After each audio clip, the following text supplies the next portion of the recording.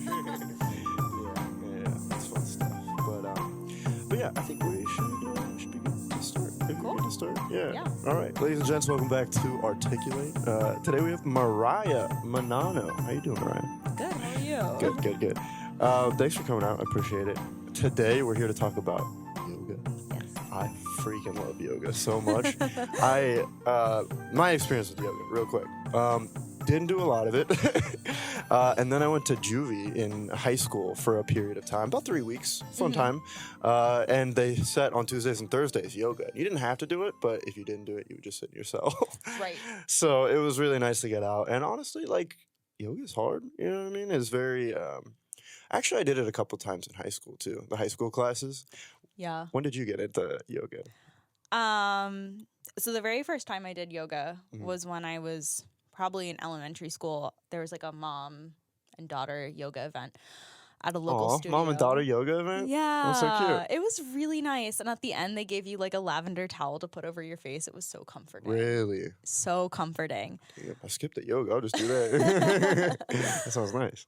So I think since then I had a really positive association with it. Yeah. Just from like cozy memories. Right. Yeah. How old were you with that? Oh, probably like 9, Nice. 8, 9. I don't know. Yeah. Young. Right. And then when I was in high school, I started doing yoga a bit more because of like all of the stress and everything. Yeah. I feel that. And I just remember it being like a point for me to relax. Yeah. Where did you start doing it? Like, did you still do it with your mom? No, just on my own, like in my bedroom. Oh, nice. Like looking up poses and stuff online or something. Yeah. I was really into Tumblr, so I would look at Tumblr girl. yeah. Spotted. So I would find like little yoga sequences on Tumblr to do. Well, Tumblr was really good for that. Like just finding like little things that you're interested in and like following those pages that'll post resources for you to follow. Right. Things like that. Right. My Tumblr page was like a mix of like yoga, and I was like, the Irish dance Tumblr community was huge as well. Whoa. I was not expecting that. It was crazy. Yeah. You Irish dance too? Yes. Damn, we got to do another podcast on Irish dance. That's awesome. And then it was like the Just Girly Things pages and stuff like that. Yeah. The aesthetic photos. Yeah, with like the Cinderellas, like the Abbey oh my or God. something. Yeah. Yeah. Oh, so those were the people posting. So it was like it was Irish dancing, yoga, and Just Girly Things. That was your Tumblr aesthetic. And then of course like softcore porn, because that's what of course. Tumblr was. Tumblr is all about that. That's the only thing I used it for. Yeah. No, that's awesome. Yeah. And so you started doing it to kind of de-stress and relax, which is what yoga's like pretty much all about. The history of yoga is really interesting. I looked into it a little bit, and like the first thing, I just looked up like history of yoga online, and it was like, yoga's been here since the dawn of time or something like that. And I was like, that's crazy. Like the early writings were on like fragile palm leaves or something like that. And that's what it was saying, which was wild that it goes back that far. But I mean, it's just so like, I think there is something so, because we need to stretch, right? I mean, nomads, we're running around all the time. Things like that, I guess. Well, actually, yoga was initially used to prepare for meditation. Oh. So, like, if you've ever tried to meditate or, like, sit still for a long period of time, it's uncomfortable. Yeah. So yoga was initially used to prepare the body to be able to sit still for a long period of time so you can meditate. Yeah. Actually, that makes so much sense because you get all stiff, you know, when you're... Yeah. You sit there and you're like, my back hurts, my hips hurt, and then you're like not actually doing your meditation the way you should be. Yeah, true. So it was initially like a spiritual thing. And even still, yoga is like kind of an all-encompassing thing. The word yoga means like a unity or like a yoking of mind, body, and spirit. Oh. So yoga is like so much more than just the poses. It's so much more about like the mind and, you know, the how you live your life and things like that. Yeah, and like being in the moment and like... Exactly. Yeah, experiencing what you're... Like, I think that's a big part of it, and, you know, why you started doing it in high school even, or why they made us do it in juvie is like, maybe for a second you can forget that you're in a weird situation or uncomfortable situation. Yeah. Right. And even just like physiologically, there's so much that your breath and breathing can do. In our teacher training, we did so much work with just breath and the nervous system. Yeah. How, like, you know, if you do a lot of like breathing in, a lot of inhales, it stimulates your sympathetic nervous system. So it's supposed to be energizing. Yeah. Versus if you do like longer exhales, it's supposed to stimulate like your parasympathetic nervous system and calm you down. Oh, wow. So that was like, just learning that alone, I was like, Yeah. oh, So that's what- a good tool. Yeah, so like what is so you're a teacher, and when did that whole like when did you start to think like, oh, I could do this, like I guess kind of professionally? Yeah. So doing a teacher training was kind of something that I had been interested in for a while. Since high school? Maybe a little bit later than that. Right. It was like one of those things that just always seemed so distant. It was like, okay, maybe I'll do that one day. Like that would be something cool to do at some point in my life. But then last year, an opportunity kind of fell into my lap, where the studio that I was practicing at was doing a teacher training, and I was just kind of at a point in my life where I really needed something. So After like post-COVID? Yeah. Well, also just like one of the biggest reasons I started teacher training was just for my own mental health. And it's going to sound so like basic and silly, but like the transformation that it had in my life and like my mindset and my outlook has really been crazy. Yeah. Yeah. Well, so I'm not super experienced with yoga. I mean, I have had, of course, like a couple of things. And, you know, since I learned some of those poses back when I was, you know, like 17, 18, I got really into meditation for a little bit. And Yeah. I'm curious as to how much of it overlaps, because it sounds like a lot. And like I have had similar, like literally like perception changes from the meditation that I do. Yeah. So there's actually 8 limbs of yoga that talk about, and sometimes they show it as a tree where you kind of go up, but you don't have to do like the first limb and then the second limb and then the third. It's not like a hierarchical thing. Hierarchical. That's a hard word. Yeah, no, it's true. I would have just like said another word. But it's a tree, and there's tree limbs, and that's how they like rank, or not rank, but that's how there's different levels. Kind of. You can do them all at the same time, but they kind of go like more and more inwards. So the 8 limbs of yoga start with the yamas and the niyamas, which are basically like, for lack of a better word, like an ethical code. And they deal with things like the yamas are more like outside of yourself, and the niyamas are more inside. So, for example, the yamas might be, there's a principle called asteya, which is truth-telling, like non-harm, things like that. And then for the niyamas, it's things like something called tapas, which is like sticking through the hard things. So in class, like if you're applying that to like a physical yoga class, you could be like, tapas would be like sitting through chair pose. But it can also be just in your life, just working through hard times as well. Interesting. So like the truth telling, how does that apply to yoga? Yeah, so the truth telling is important because all of them kind of build off of one another. So the different yamas are ahimsa or nonviolence, satya or truthfulness, asteya or non-stealing. I misspoke earlier. That's okay. Brahmacharya or non-excess, and aparigraha, which is like non-possessiveness. So they all build off of one another, and so the start of it all is nonviolence. Okay. So it's like, it's almost an emotional thing, like kind of anger, like, or not having anger, you know what I mean? Yeah. It's peacefulness. Right. But it's also the concept of like nonviolence towards yourself too. Yeah, no, that's nice. Which is really interesting. Yeah. And then you move towards truthfulness. Right. So wanting to tell the truth and be honest, but in a way that's not harming others. Right. And that's the trick, isn't it? It is the trick.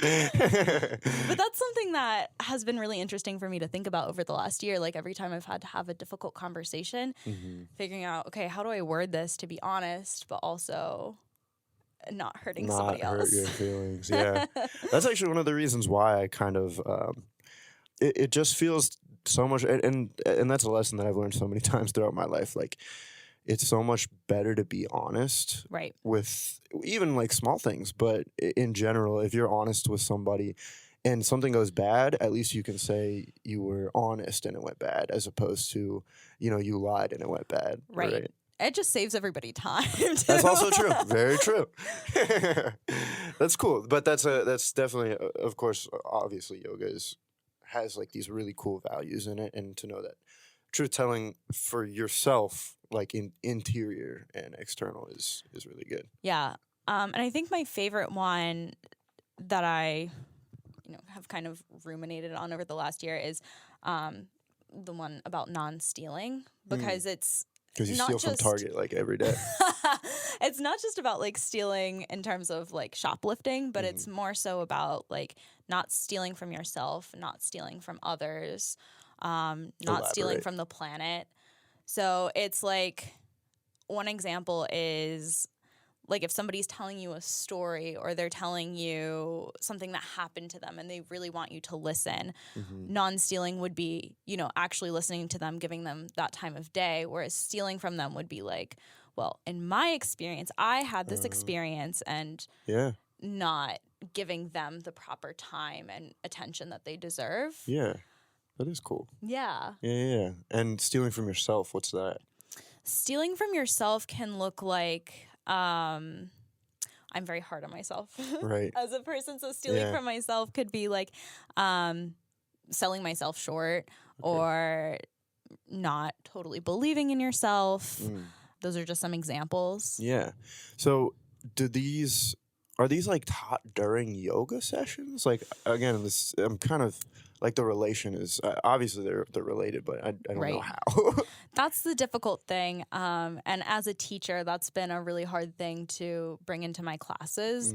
It's something that I want to do further training in for sure, because I believe that all of this stuff is the most important part of yoga. I mean, theoretically, in like yoga theory, it makes up the majority. Like the non-physical aspects make up the majority of yoga. Yeah. So strange. But when you're teaching people poses, it's hard to be like, don't steal from yourself and others. So figuring out ways to bring that into the yoga class is something that I'm still grappling with. Do you have like peers, like mentors, peers that kind of have helped you with that? So the great thing about being a teacher is you can go to anybody else's classes and you always learn something. Oh, cool. Yeah. Yeah. So just like picking and choosing from other teachers and being like, oh, I like how they did this or that. Yeah. Yeah. So have you like started to work that in? One of the things that I started doing at the end of class, like after I bring people out of Shavasana, I have them pause and offer themselves a moment of gratitude. Namaste. That's the only one I know. I'm sorry. So I'll have them, I'll have them lay on their sides and I'll say, okay, offer yourself a moment of gratitude. It can be something really small or something big. And from bringing that into my classes, I realized like, oh, I don't have that practice myself. Oh, wow. So I started keeping a gratitude journal. Yeah, that's really big in psychology and like mental health. Yeah. When people are going through a hard time, like one of the first things that they say to do is like, not just journal, but like, just write down what you're actually grateful for in the moment, and like and it's so easy to just be like, oh, I'm grateful that I have food and I have, water. And those are important things to acknowledge, but it can go even deeper than that. Right. Like, I'm thankful that I have a family who have taught me these specific values, and here's why those values have helped me become who I am. You know what I mean? So there's this thing that's not, you can look at it as surface value things, but it's also like gratitude goes so much deeper when you actually start writing it down and like looking into what you're actually grateful for. And it can even be like so much shallower too. Like some days I'll write in my journal, it's like, I am grateful that I lit my candle today. That made me feel so good and cozy and warm. Yeah. I always do it right before I go to bed. You light a candle before you fall asleep. That sounds safe. Oh, no. I write in my journal every night before I go to bed. All right. And it's just such a good, like, way of closing my day. And sometimes I'll just like look through the things that I've written, and some of them are very large, like the things that you mentioned, but some of them are very small too. Yeah. I'm thankful for 2-ply. 2-ply is very nice compared to 1-ply. Oh, I accidentally bought 1-ply. Oh, isn't that the worst? It is the worst. Because then you got to go through it. You're not going to waste it. But it's like, No. yeah, it's terrible. And now every time I have people over, I feel the need to be like, I am so sorry. I'm sorry about it the was not on 1-ply. purpose. That's awesome. Yeah, so we got the 2 limbs, right? And so there are 8, though. There are 8. Right. How long did this class take? Like, how long did the training take for you? It was 200 hours. Holy cow. Yeah, that's a lot. So the 3rd limb is asana, which is the physical poses. Okay. It's so weird because that's like from an outside perspective on yoga. That's what people see. Like, that's the only thing. They're just like, oh, yoga is like a stretching thing. You're like, Right. kind of, but not really. Yeah. Exactly. Yeah. The next one is pranayama, or breath. Prana is like the life force. Okay. So it's like that, moving that life force through your body, essentially. And there's a ton of different breathing exercises that you can do. As I was alluding to earlier, people will use them for different purposes. Yeah. Breathing? Underrated. So underrated. No, seriously, like that was one of the things with meditation that it's so hard for a lot of people to just focus on your breath. But one of the things that I learned when I was going through that phase in life was like, I heard it from Alan Watts, but breathing is one of the few things that it's like, it's almost like your arteries, but like it's something that happens naturally, Right. but it's also something that you can think about consciously. So it's, it borders on that state of mental where it's almost like the world, right? The world is happening to you, but you're also happening to the world. You know what I mean? And it's so like, when you put it in perspective like that and you actually think about how your breath like affects you and like the way that you just are, like you know what I mean? It's crazy. It is crazy. Yeah. And like, damn, you ever take a big breath and it just feels so good? Oh my God. Yeah. I can't imagine. Yeah. Not being able to breathe. I can't imagine not being able to breathe. That would suck.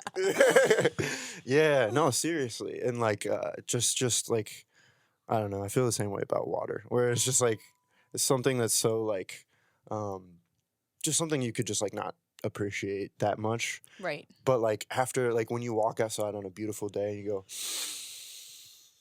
and you just like feel the sun on your face and like the cool, it's like a little bit of spring air or something, you know what I mean? And it's just like fills your lungs. Oh, the other kind of air I really love to breathe in is like a cold fall rainy day. Really?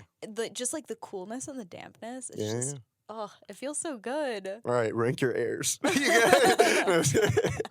That's fun. Yeah. That's cool though. Yeah. That again is one of the hardest parts for people in meditation to be like, why am I just focusing on breathing? There's so many other things going on in your brain. But like, if you're actually thinking about it, there's so much like going on. I don't know. I love breathing. Okay, that's another limb. Yes. Yeah. So that's Sorry, I went 4. off on a limb. Next is pratyahara, which is withdrawing from the senses.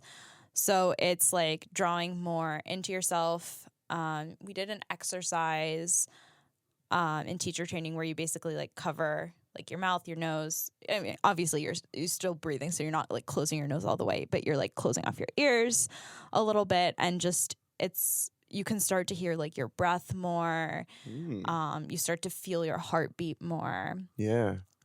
That was well, that's curious because I always thought it was about focusing on the senses a little bit more, because like when you focus on your senses, it kind of removes you from your thoughts a little bit. Right. And like that was one of the things that really helped me get into the meditative state was breathing, but not just the act of breathing, but like how it feels with the air coming in, how it sounds, just the sound of the breath coming in and out, you know what I mean? Yeah. All that stuff. And so it's weird to say that you eliminate the senses. Yeah, and it's interesting in the sense of like to cultivate presence. Yeah. I really like to focus on senses, like especially touch. Right. Yeah. If I'm ever like, oh my God, I need to just focus or like come back into the present moment. Yeah. I'll rely on my senses yeah. to do that. So withdrawal from the senses, it's so hard to explain. Yeah. Yeah, it's a tricky one because, like I said, I mean, that's one of the other things that they teach you when you are going through like mental health issues is like, you know, my therapist said one time, she was like if you're going on like an anxious spiral, just start looking around you and start like labeling things. Like, oh, that's a board, that's a bird, that's a stick. You know what I mean? The 5 things you can see, 4 things you can hear. Yeah, exactly. I'll tell you one time, one of the biggest things for me was that I had this whole crazy experience with meditation where I literally was like awoken, which was, I was like, I didn't even have to do any drugs to get this. This is crazy. But Brains, man. Yeah, brains are wild. But one of the things that really always brought me back to the present moment was just literally looking at my hand, because it's like in front of your face. And you think about when you were a kid, like how present you were and how you didn't have a lot to think about. But when you were a kid, you know, even like being on the ground looking at like grass blades and you know, just like you would look at your hands and it was like, wow, this is like life. You know what I mean? Right. Yeah, it's seeing things with such a fresh perspective that is, I don't know, it's beautiful. You know? It's really cool. I think mindfulness is insane. So like going on walks and purposely going out with the intention of mindfulness and being aware of things. You see so much cool shit on the street. Yeah. Especially in Philadelphia. Oh, yeah. Sometimes it's not that cool. Yeah, Sometimes you're sometimes like, it's what is that? Yeah. But like things like little birds' nests or buds on the trees. And I think especially last year when I was having a really tough time with my mental health, just forcing myself to go outside and really pay attention to the small things was huge for me. Really? Yeah, definitely. I think another part of mindfulness and being aware of your surroundings and being present is also kind of nostalgic in a way, because it takes you back to a time when you were more present than you are now, you know? Right. And so what it makes me think is like sometimes I'll just like get a smell of like outside. I'll be like, oh wow, that reminds me of 5th grade for some reason. Yeah. You know what I mean? I just it's so cool to be able to. It makes me think about in the future. It's like if I'm not mindful and like taking this in now, am I gonna remember? You know, it's like in the future, I want to be able to connect things to this time period too. Yeah, sometimes you're like, am I gonna remember this? I really want to remember this moment in the future. Yeah, definitely. So that it's when there is something like that, that's when you really like kind of try to turn on your mindfulness and like be present and remember things. Take it all in for sure. Right. Yeah. Yeah. So then the next one. These last 3 are kind of like the most abstract. It's dharana or concentration.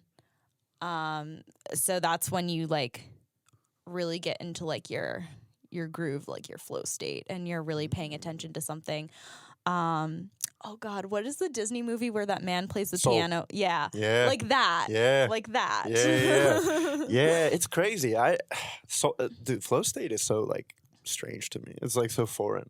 Yeah. Because like I've been in it, like I get in it. I used to be in it a lot more, but it's so strange to like relate it to like meditation or yoga. Yeah. Especially, again, because you want to like be paying attention and be mindful, but then at the same time, like something the flow state is like, whenever I reach that, I'm like, oh, this is like the next level of consciousness. Yeah, something takes over, and like you said, it's like not mind. It technically is mindful, but like not really, you know? Yeah, it feels so good. Yeah, it does. And it like after you get out of it, you're like, damn, I was really in it there for a minute, and you just feel like that's what I want to be all the time. You know, you can't be on all the time because that's also like super tiring. But if you could, you'd kill it out here. This is why people do drugs. Very true. Oh God. All right.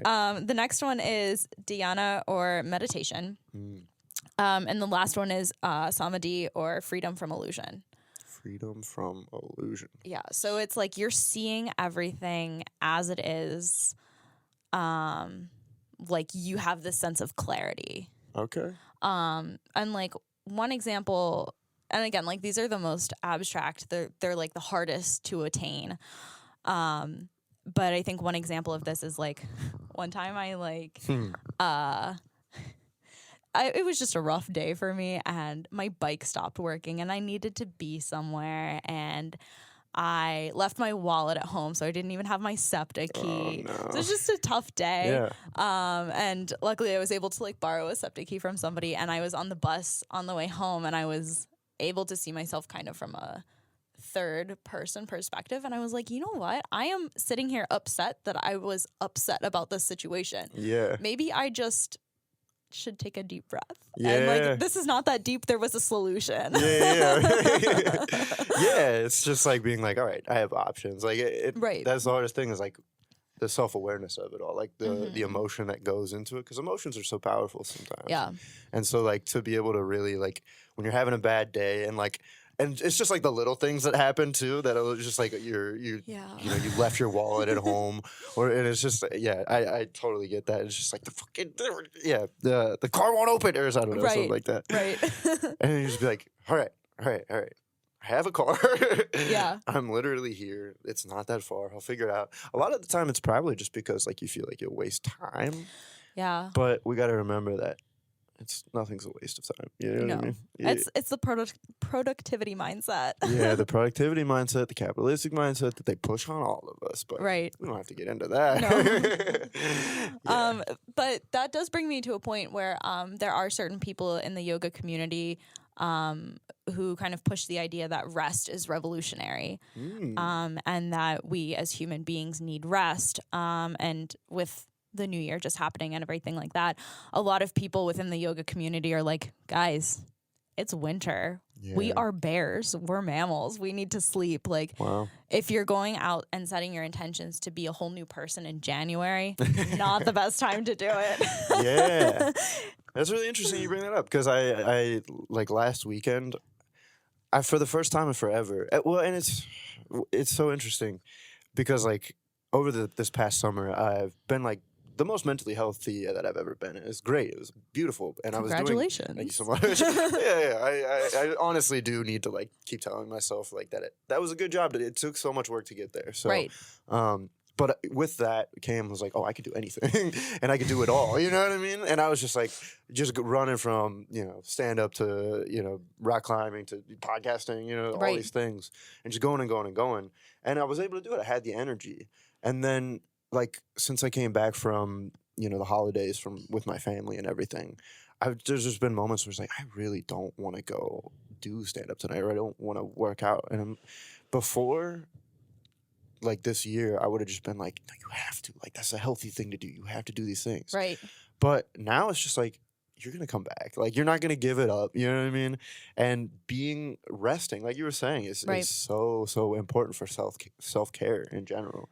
Like, I didn't go out at all last weekend. Friday night, I stayed in, smoked a little weed, and just like kind of chilled, watched a nice movie, did the same thing on Saturday. And before, I would have been like, FOMO, I would have been, like, what am I doing with my life? Why am I not being, like, if I didn't have people to go meet, why am I not, like, writing or not, like, reading or something like that? But sometimes it's nice to just chill.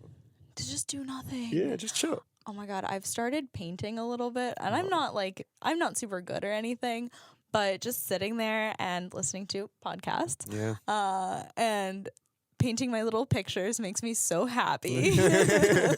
Yeah, that's what I was talking to Andrew De Pascal. He was on last week, and he paints, and he's also a stand-up comic too. So there's a part to creative endeavors that is the craft and the skill. Right. That is really like, you have to turn your brain on. You have to like, kind of work at it. But painting is like one of those things, especially when you're not trying to do it professionally, where you can just like, just like put, just your expression onto the whatever it is, the paint board. What do they call that? The canvas. Yeah. Although, beautiful. Confession, I am not one of those people that can just do like, ooh, and like make things abstract. I have to paint like shapes and always like trace it out and and I mean, it's still meditative in a sense. Is, yeah, definitely. It's like my own little paint by numbers. Yeah. I want to get to the point where I can do some Bob Ross landscape paintings. Yeah, that would make me so happy. But what's great about it too is, again, is like there's not a timeline. So of course you want to get a little bit better, but again, it's not like there's a lot of pressure. Like, nobody's being like, you need to get better Right. So you don't have to like beat yourself up, and it could be a fun process along the way, Yeah. and still creative. And is there creativity that goes into yoga? I mean, obviously. Oh yeah, but definitely. Yeah. Both with practicing and with teaching.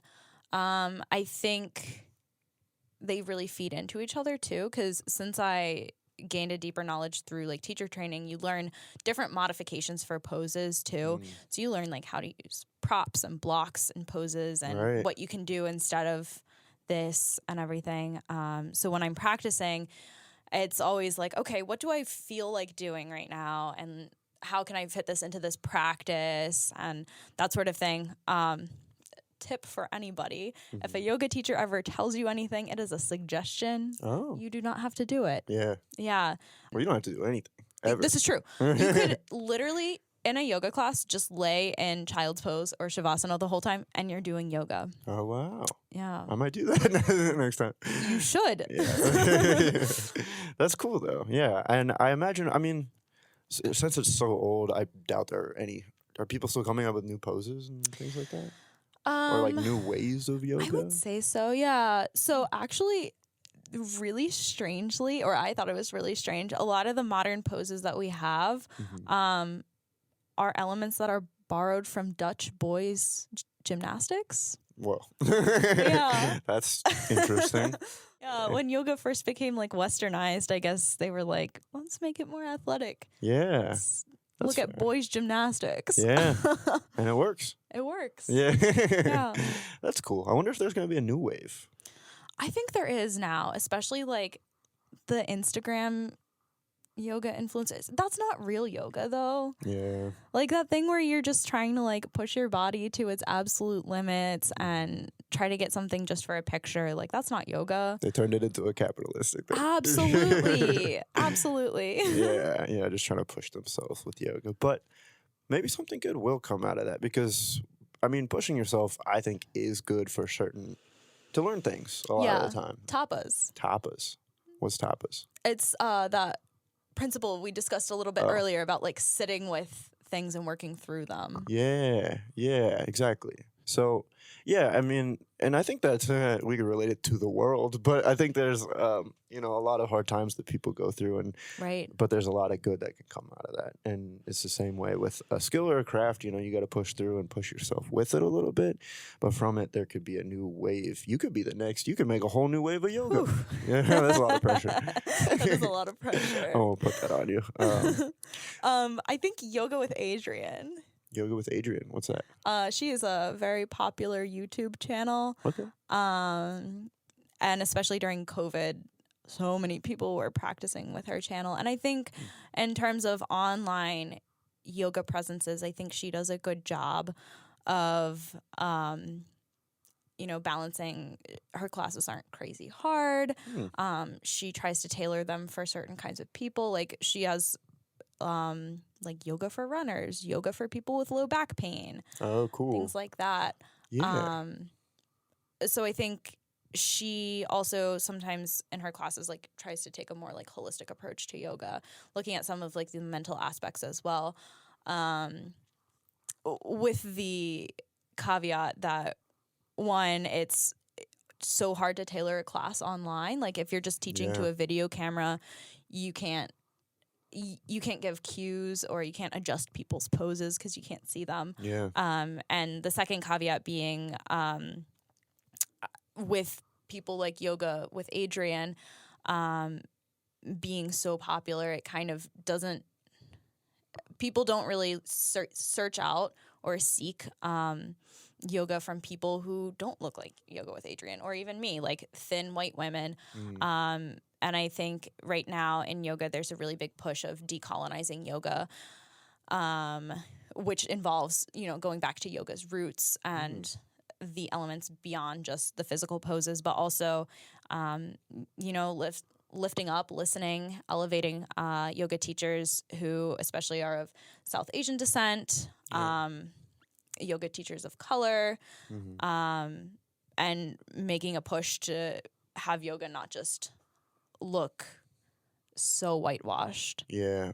Watch out, white men might come for it, though. much. No, but that's good. This is good to hear because I think it should be more accessible to a lot of people, and I think it is. I mean, there is a part where, that yoga is feminized a little bit, where It is, yeah. and even if it is feminine, maybe you should access your feminine side a little bit, And that's the other thing that I found surprising when I started actually sorry. doing I need yoga to always, right now. sit Yeah, no, I get it. in a weird way. But the history of yoga is very masculine. It's not until fairly recently that yoga became like female dominated, and that's also a Western thing too. Once yoga was westernized, and the whole industry with yoga pants. Yeah, that's crazy. It started from yoga pants. Yoga pants caused it all. Yeah, that's so weird. But I'm glad there's a push for it though, because that's what I'm always interested in. Is like there's these long established practices and ideas. And how, I mean, obviously they're going to stay the same at the core, but how can we evolve them to our day and age and things like that? So it's good to hear that they're still doing that with yoga. Right. Yeah. And to have somebody on the inside. Yeah. And then there's people that are doing yoga in different ways. Like there's people doing like goat yoga and... Oh, yeah. You were telling me about that. Yeah. You do yoga with goats. I've never done goat yoga. People have like different opinions about it, but... I personally like baby goats. It sounds like not vegan. It sounds like you're eating the goats or something. But yeah. No, they're just crawling on your back. That's fun. And then there's some studios that'll do, or I've like seen teachers that have done. I forget what they call them, but basically they provide you an edible at the start of class. You eat the edible, and then you do yoga. Whoa, that actually sounds sick. I would do that. I don't know what that would be like for me. The thing about, well, we don't have to get into like edibles, but I feel like it's more of like a coming on, and so like you can kind of channel your mind a little bit before it really like sets in. Yeah. And so if you're doing yoga while it's coming on, it's probably nice to like, you're like, wow, I'm really focused on my breathing right now, and then it like becomes like an overwhelming sense of like, wow, this is a flow state maybe. Right. Yeah, right. That would be cool, I think. But also scary, because if it goes bad, it goes bad. No. And you're in front you're in a class of other people doing yoga, and you're like, why are people stretching around me? I don't know. It gets meta real fast. Yeah, very meta. Yeah, that's fun. But I think we've done we've covered a lot of yoga. Is there anything that I may have missed that you were interested in covering with the yoga? Yeah, I guess just like my experience with teaching, maybe. Yeah. It's been really interesting. Just kind of coming into myself as a teacher, because part of it is like you're entertaining people, part of it is you're leading people. Oh, wow, yeah. Your voice is so important, and how you phrase things, and it's so much thinking on the spot, because you're trying to walk people through all of the poses, but then also you're looking at people's bodies to say, okay, how can I give them cues either for like safety, cater to the individuals, right, doing hands-on assists with people, and like making sure you're like the way that you're assisting them is like actually helping them in the pose. Yeah. I didn't even think about that. It really is like a performance up there. It is, wow. Yeah. But at the same time, you don't want to put on an act. Like you are in some ways playing a role. Like when I step into the studio, I am assuming my role as yoga teacher, but I'm still myself. Yeah. So that's a really hard line to balance sometimes. And just like, even things that it seems so easy, like walking around the studio, can sometimes be so hard. So hard. Why? Because you're like, sometimes you second guess yourself and you're like, do I want to walk this way or this direction? Just picking a way to walk. That's the hardest. Yeah, one of the hardest And then things. you have to be careful you're not like kicking over people's water bottles. Yeah, true. Yeah. And then I bet you get some characters in there too. Yeah. Yeah. Some regulars. Oh, that's good. Yeah. That sounds nice. It's been really nice to get to know people that live in my neighborhood, and I think yoga is probably a really interesting thing to connect on too, like meeting people in a yoga class and like in that setting that's kind of a safe environment, and very peaceful. It must be. Yeah. It must create good relations. I don't know. I think. Yeah. Everybody that I did my teacher training with, we got so close. I think almost everybody cried in front of everybody else during teacher training. Yeah. That's awesome. Yeah, no, that'll bring people together for sure. Right. I usually do that with a couple glasses of wine with my friends, but it works out the other way. You can also do like some journaling about your future goals. Oh, true. Yeah. Do that with the yoga teachers? Yeah, we did like teacher training was so much more than just like learning how to teach yoga. It's like a self-betterment journey. Wow. I think is how it's marketed usually. Right. But we did so many different exercises like getting in touch with your core values, goal setting, visions. Yeah. And I think really a lot a of it self-help thing. I'm sorry. It really is. Yeah. A lot of it is like getting to like who are you as a person, because if you are being fake, both as an individual and when you're teaching yoga, it shows. Yeah. And in the context of a yoga class, like people can pick up on that. Yeah. And it can make people really uncomfortable. Right. And when it's supposed to be that safe space where they can feel comfortable. Exactly. Yeah. So you really do have to channel. Wow, you got to learn to be genuine in a. That's crazy. Yeah. Well, I mean, it's like teaching like kids too. I mean, like teaching in a class is like if they know that you're not being yourself, then these kids are going to like act weird and they're not going to want to learn from you and things like that. But if you're being genuine with them, they will want to be genuine back, I think, for the most part. So you really have to go through that self-help journey to be able to understand who you are genuinely, which, I mean, do you ever really know who you are? You know what I mean? And one thing I like to say in my classes is like, our bodies and our minds are constantly changing. And it's our job to pay attention to that and to just take notice of it. Yeah. Because one day you might be feeling one thing or your body might be able to do some pose and the next day you can't. Right. And that's totally okay. That's who you are that day. That's important to remember, with like everything. And it's good that you reiterate that in yoga for sure. Because like, sometimes like when I'm climbing or whatever, it's like, I should be able to get this. And you like beat yourself up. And you're like, you know what? Today, it's kind of the self-care thing we were talking about. Today, you can't push yourself that far. It's not a bad thing. It's just what it's like today. Right. Yeah. Day by day being present. Day by day being present. Yeah. Definitely. One thing I've been saying lately, it just slipped out once and it's just become a thing that I've been saying now, is I'm trying me best. I'm trying me best. I'm trying me best. Yeah, but it works. You're trying to be me, the best you can be. Yeah. I didn't mean to rhyme, but that was fun. Yeah, well, it works though. I like that. That's cool. Yeah, I didn't realize the whole teaching thing was like a whole journey that they put you through. 200 hours though. I mean, you gotta imagine. You gotta imagine you go through a lot with that. And then there's like so many other certifications and trainings. Like there's 300-hour teacher trainings you can do where you just go more in depth into everything. Oh. And that's something I'm definitely interested in, just not yet. Yeah, don't push yourself. It's also expensive. Oh, well, that stinks. Yeah. So eventually. Yeah, but that's crazy. I didn't even think about it, but I guess at some point it could become a profession for a lot of people if you really wanted to get into it and like really learn all the things and visit, the places where it started and and really get into it. That's cool. It really is like that's what I love about this podcast is like I learned so many things and there's just like there's just worlds that open up behind just like it's like you think about yoga, it's just like just like poses, like I said, from an outside perspective, it's like you're just stretching, right? And it's like but there's a lot more that goes into it. That's cool.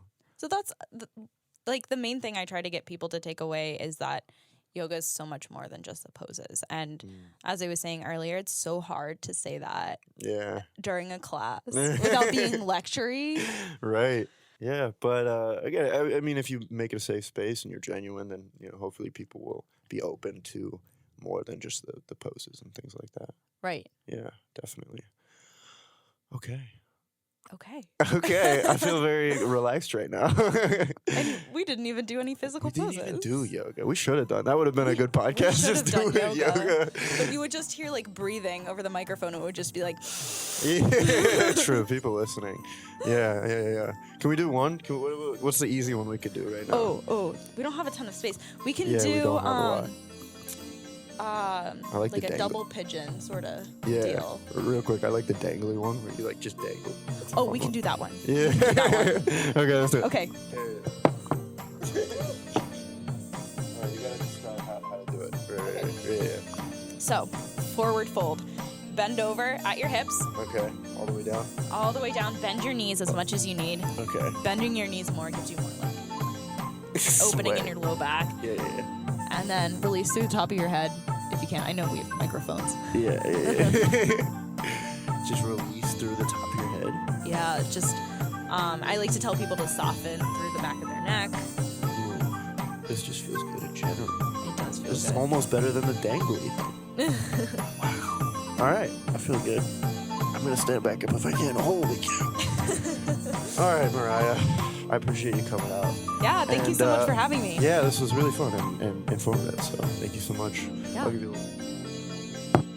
Hell yeah. Cool.